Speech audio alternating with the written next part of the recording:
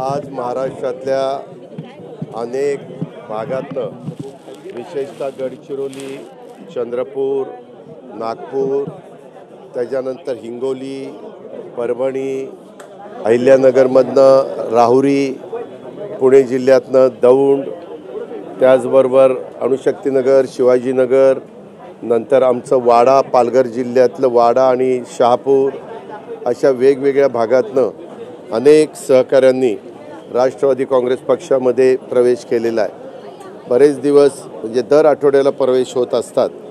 मागच्याच आठवड्यामध्ये राजू नवघरे आमदार असतील किंवा राजेश विटेकर असतील किंवा आमचे बांगर म्हणून तिथले आमचे जिल्हाध्यक्ष हिंगोलीचे ते असतील किंवा इकडच्या भागात आनंद ठाकूर आणि आमचा दौलत दरोडा असतील, या सगळ्यांनी किंवा अणुशक्तीनगर आणि शिवाजीनगर आणि घाटकोपर आणि वाशीनाका ह्या सगळ्या परिसरातले आमचे नवाबभाई, सना मलिक हे सगळे मान्यवर असतील।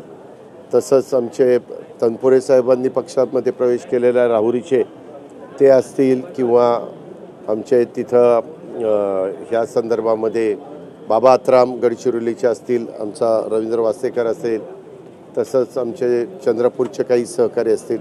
ह्या अशा अनेक भागातल्या अनेक मान्यवरांनी पक्षामध्ये प्रवेश करण्याच्याकरता बरेच मान्यवर इच्छुक होते। कोणी जिल्हा परिषदेचा अध्यक्ष म्हणून काम केलं आहे, सभापती म्हणून काम केलं आहे, विषय समितीचं सभापती, नगराध्यक्ष म्हणून काम केलं आहे, नगरसेवक नगरसेविका अशा वेगवेगळ्या पदावर काम करणाऱ्या अनेक कार्यकर्त्यांनी, काही माजी आमदार होते, अशा ह्या सगळ्यांनी पक्षप्रवेशाचा निर्णय घेतला आणि आज जवळपास 4 ते आत्ता 7 वाजेपर्यंत मी त्यांना सगळ्यांना पक्षप्रवेश देऊन त्या सगळ्यांचं स्वागत केलेलं आहे। पक्षवाढीच्या दृष्टीनं प्रत्येकजण आपापल्या परीनं प्रयत्न करत असतं। इतर पण पक्षामध्ये वेगवेगळ्या मान्यवरांना प्रवेश देत असतात आणि ह्या पद्धतीनं सरकारमध्ये काम करत असताना प्रत्येकजण आपली आपली संख्या कशी वाढेल याबद्दलचा प्रयत्न करत असतं। त्याचाच हा एक भाग होता। दादा, विजय भांबळेंचा पक्षप्रवेश झालाय। ज्या ठिकाणाहून विजय भांबळे येतात तिथे आता सध्या मेघना बोर्डीकर या आमदार आहेत, तुमच्या मंत्रिमंडळामध्ये राज्यमंत्री आहेत। तर विजय भांबळे हे माजी आमदार राहिलेले आहेत। निसटता पराभव आत्ताच्या विधानसभेमध्ये त्यांचा झालेला आहे।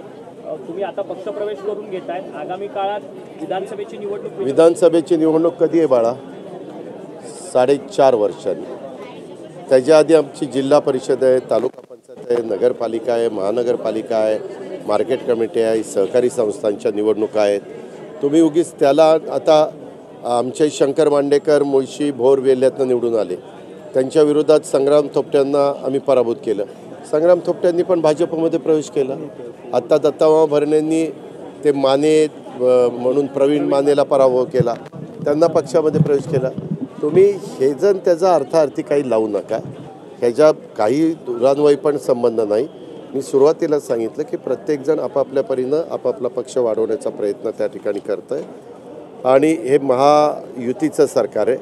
काही बाबतीमध्ये आम्ही आता महाविकास आघाडीमध्ये पूर्वी 15 वर्ष काम करत होतो, 1999 ते 2014, तेव्हा देखील सरकारमध्ये आम्ही एकत्र काम करायचो, पण प्रत्येकाला स्थानिक स्वराज्य संस्थेमध्ये त्यांचे कार्यकर्ते टिकण्याच्या करता तिथं मुभा असायची, तिथं वरिष्ठ पातळीवर चर्चा व्हायची की जिथं आपण एकमेकाच्या विरोधामध्ये लढून तिसऱ्याचा लाभ होणार असेल तर आम्ही तिथं समंजस भूमिका घ्यायचो। तशाच पद्धतीनं आत्ता ते केले जाणार। आत्ता त्याच्यामध्ये देवेंद्रजी असतील मुख्यमंत्री किंवा एकनाथरावजी असतील उपमुख्यमंत्री किंवा मी असेल किंवा आमच्या तिन्ही पक्षामध्ये काम करणारे वरिष्ठ मान्यवर असतील, सगळेजण नीटपणे समजून आता कुणाल पाटील हे धुळ्याचे तिथं तर भाजपच्या विरोधातच त्यांनी पराभूत केलं, त्याचा प्रश्न तू विचारत नाही।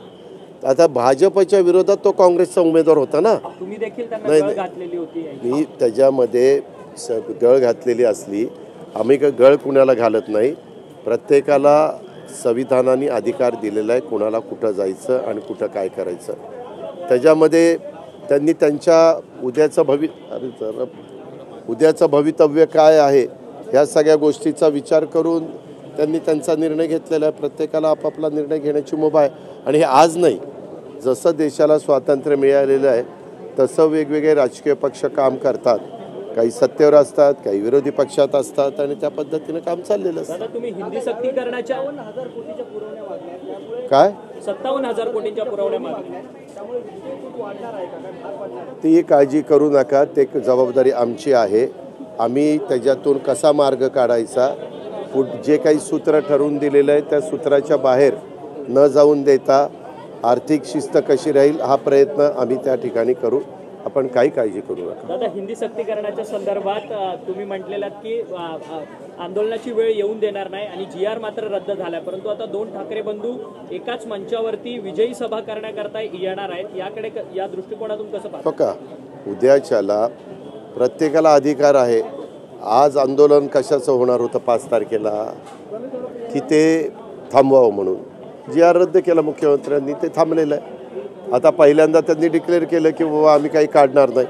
पुन्हा काही त्यांचे काय ह्या अशा प्रकारच्या गोष्टी झाल्या ना, प्रत्येकजण त्याच्यामध्ये राजकीय अँगलनी बघतो. व उद्या महानगरपालिकेच्या निवडणुका आहे, उद्या स्थानिक स्वराज्य संस्थांच्या निवडणुका आहे. मग त्याच्यातून आपल्याला ह्याचा काही फायदा उठवता येईल का? त्याच्यातून आता ह्यांनी जर रद्द केलं तर मग गप्प बसलं तर त्याचा काहीच उपयोग होणार नाही. म्हणून विजयोत्सव साजरा केला तर त्याच्यातनं काहीतरी वातावरण निर्मिती करता येईल का, असा काही आराखडे त्यांचा असेल त्याच्या पद्धतीनं त्यांना म्हणजे प्रत्येकाला मुभा आहे. पण दोन्ही ठाकरे बंधू हे मराठीच्या मुद्द्यावरती न येता महापालिकेच्या मुद्द्यावरती एकत्र येतात असं तुमचं म्हणणं आहे का? माझं तसं म्हणणं नाही. उगीच माझ्या नावावर काही खपवायला जाऊ नको. मी स्पष्टपणे परवा पुण्यामध्ये सांगितलं, कुणाच्या बरोबर जावं हा ज्याचा त्याचा वैयक्तिक प्रश्न आहे, त्या पक्षाच्या प्रमुखांचा प्रश्न आहे. उगीच काहीतरी ब्रेकिंग न्यूज लावायला अजित पवार असं म्हणले, अरे काही अजित पवार म्हणलाच नाही ना. ते दोघं बंधू ठरवतील त्यांनी काय करावं आणि काय नाही. त्याच्यात आम्ही लोकांनी नाक खुपसायचं काय कारण आहे?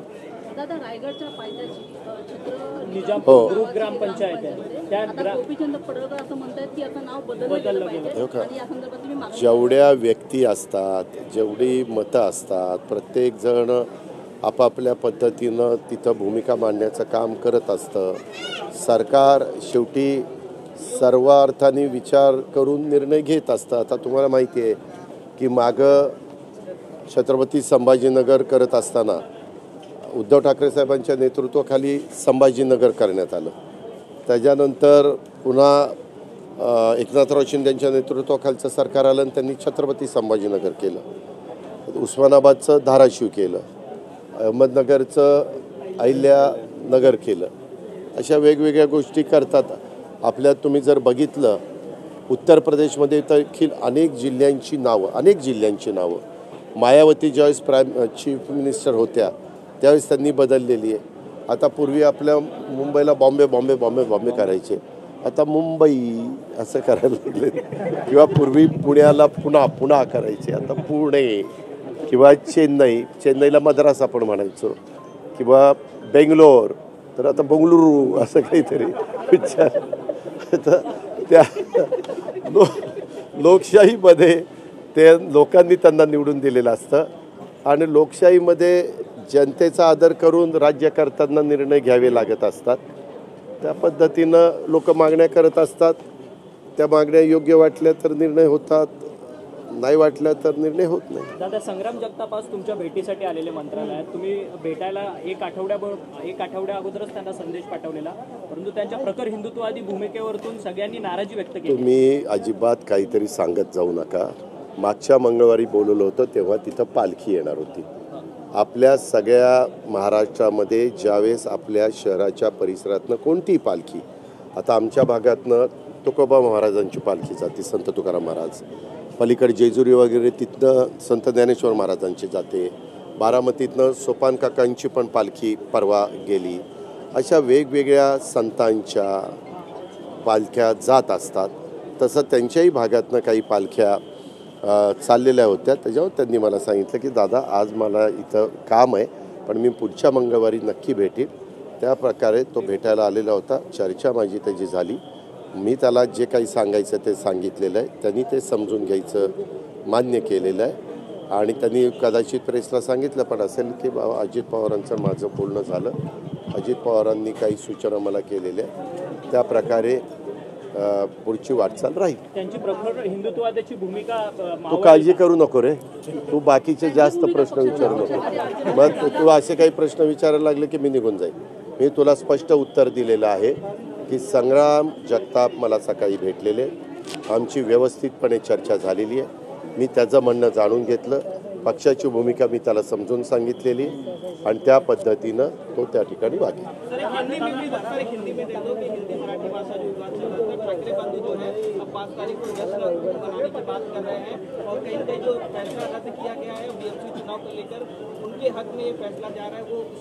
नहीं, उनके हक में कौन बोल रहा है जा रहा है? आप ही बोल रहे जा रहा है. लोगों के मन में क्या है वो आपको क्या पता है? लोगों के मन में क्या है? आपको बच्चा है? आपकी शादी हुई है? बच्चा है? कौन से स्कूल में जाता है? इंग्लिश मीडियम में, मराठी मीडियम में? सच बताना इंग्लिश में जाता है. जो वहाँ डिमांड कर रहे हैं ना, उनके भी बच्चे कौन से स्कूल में गए वो भी पूछो. क्या होता है, मेरे भी बच्चे दोनों भी इंग्लिश स्कूल में गए थे, मैं भी मान्य करता हूँ. क्या होता है, हर एक पिता हो या माता हो, डैडी जो भी उसके डैडी मम्मी रहते हैं उनको अधिकार रहता है, या पप्पा आई रहती है उनको अधिकार रहता है कि उनका बच्चा कौन से स्कूल में जाना चाहिए. मराठी तो महाराष्ट्र में जो रहते हैं उनको आनी ही चाहिए. उन्होंने लिखना भी चाहिए, उन्होंने बोलना भी चाहिए, उन्होंने पढ़ना भी चाहिए. वो तो आनी चाहिए. इसीलिए हमने मातृभाषा मराठी जो हमारी महाराष्ट्र की है, मैं पंतप्रधान नरेंद्र मोदी जी का बहुत आभारी हूँ, शुक्रगुजार हूँ कि उन्होंने बहुत सालों से हमारे महाराष्ट्र के लोगों की डिमांड थी कि इसको मराठी भाषा को अभिजात भाषा का दर्जा देना चाहिए. वो उन्होंने दिया. इतने साल किसी ने नहीं दिया. वो एक अच्छा काम हुआ है. और अभी नए बच्चे जब पढ़ते हैं तो अलग अलग लैंग्वेज उनको आनी चाहिए, उसके बारे में दो राय किसी की नहीं है, लेकिन पहले मातृभाषा उनको आनी चाहिए. ये हमारा कहना है. वो हम उसी रास्ते से जा रहे हैं. शक्तिपीठ महामार्ग नहीं, उसके बारे में मैंने बताया ना अभी कि बहुत सारे डिस्ट्रिक्ट का, बहुत सारे तालुका का, बहुत सारे गांव का नाम बदलने का प्रस्ताव आता है. जैसे हमारे यहाँ पूना डिस्ट्रिक्ट में वेला तालुका था, वेला, तो हमने डिसीजन लिया उसका राजगढ़ नाम करने का. जैसा कुलाबा का रायगढ़ किया, आपको पता होगा, पूरा पहले अपना कुलाबा हम बोलते थे, अभी रायगढ़ किया है. उसी हिसाब से हमने वेला का राजगढ़ किया. उसी हिसाब से बीच में छत्रपति संभाजी नगर, धाराशिव, ऐसे अलग अलग अहिल्यानगर, ऐसे 3 डिस्ट्रिक्ट का नाम बदल दिया है. और ये चलता है. कोई अभी छत्रपति शिवाजी महाराज का नाम कोई टर्मिनल को देते हैं, कोई अपना एयरपोर्ट को किसी अलग अलग बड़े लोगों का नाम देते हैं. ये तो चलता ही है. दादा, शक्तिपीठ महामार्गाच्या संदर्भात आज शेतकऱ्यांनी आंदोलन केलं, रास्ता रोको आंदोलन केलं. खरं तर अर्थ खात्याने काही अशी नोट काढली आहे का, शक्तिपीठ महामार्ग जर झाला, जर बनवायचं ठरवलं तर त्याचा राज्यावरती खूप मोठा आर्थिक बोजा तयार होणार म्हणून? तुम्ही काय करता पत्रकार मित्र, कुठनं तरी तुमच्या सुपीक डोक्यातनं काहीतरी कल्पना निघतात आणि तुम्ही बातम्या लावता. वास्तविक कुठल्याही विभागाला त्यांचं जे काही मत आहे ते मांडण्याचा अधिकार डेमोक्रेसीमध्ये असतो. आणि कुणी काही मत मांडलं तर ओव्हररूल करण्याचा अधिकार कॅबिनेटला असतो. कॅबिनेट ही सर्वोच्च असते. जनतेने निवडून दिलेल्या लोकप्रतिनिधींच्या मधनं जे आमदार निवडून येतात त्याच्यातनं ते मंत्रिमंडळ होतं आणि त्याच्यातनं मुख्यमंत्री आणि बाकीचे मान्यवर तिथं त्या पोस्टवर बसतात. त्याच्यावर ते तर सर्वोच्च निर्णय घेणारं एक संस्था आहे, सरकार आहे. त्याच्यामुळं तिथं अनेकांचे वेगवेगळे मतप्रवाह असू शकतात. पण शेवटी राज्याचं हित कशात आहे? दळणवळण हे फार महत्त्वाचं माध्यम आहे. तुम्ही पहा, जिथं विमानाची सेवा सुरू होते तिथला विकास मोठ्या प्रमाणावर होतो. जिथं पोर्ट असतात तिथं मोठ्या प्रमाणावर विकास होतो. कोस्टल रोडनी त्या भागाचं चित्र बदलतं. टनेलमधनं किंवा समृद्धी महामार्ग ह्याच्यातनं नागपूर आणि मुंबई हे जवळ येण्याच्या करता मदत झाली. तुम्हाला आठवत असेल पत्रकार मित्रांनो, मागे नागपूर आणि मुंबईचा समृद्धी महामार्ग करताना पण अनेकांनी विरोध केला, परंतु ज्यावेळेस जमिनीचा मोबदला द्यायला सुरुवात केली त्यावेळेस सगळ्यांनी त्या जमिनी दिल्या. आता लोकांचा काही भागात विरोध आहे, ह्याबद्दल दुमत नाही.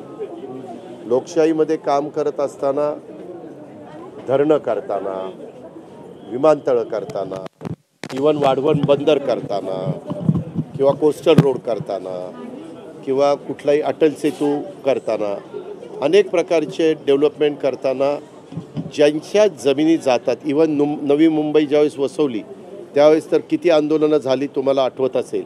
त्यावेळेस कोल्हाबा जिल्हा होता, दिबा पाटील त्याचं नेतृत्व करायचे, अनेक मान्यवर करायचे, पण दिबा पाटलांचं नाव प्रकर्षाने घेतलं जातं.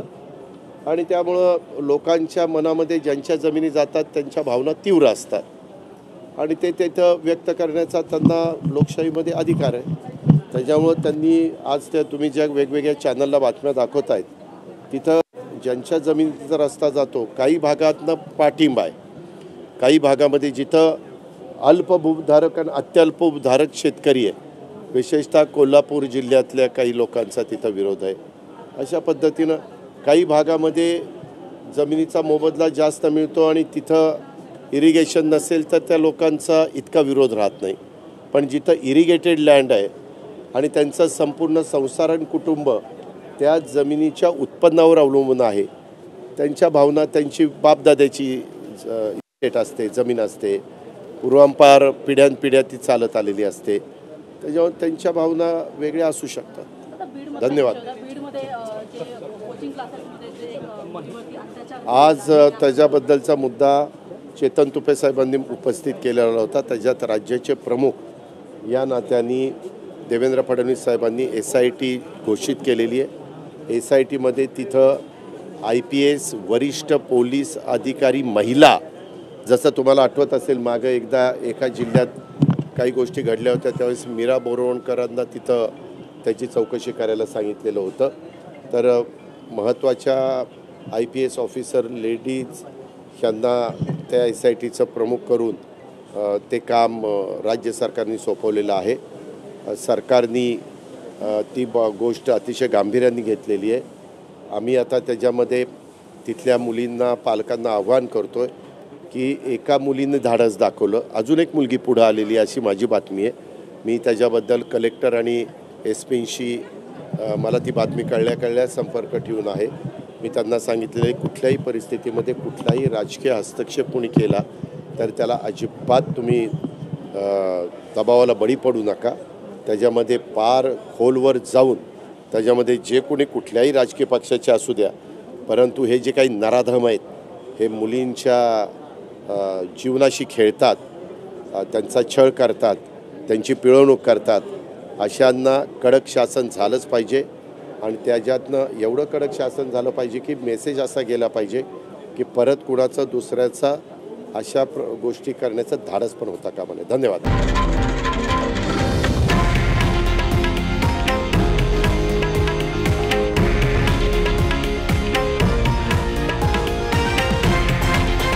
हे आहे देशातील नंबर 1 न्यूज नेटवर्क आणि आपण पाहत आहात TV9 मराठी, एकमेव.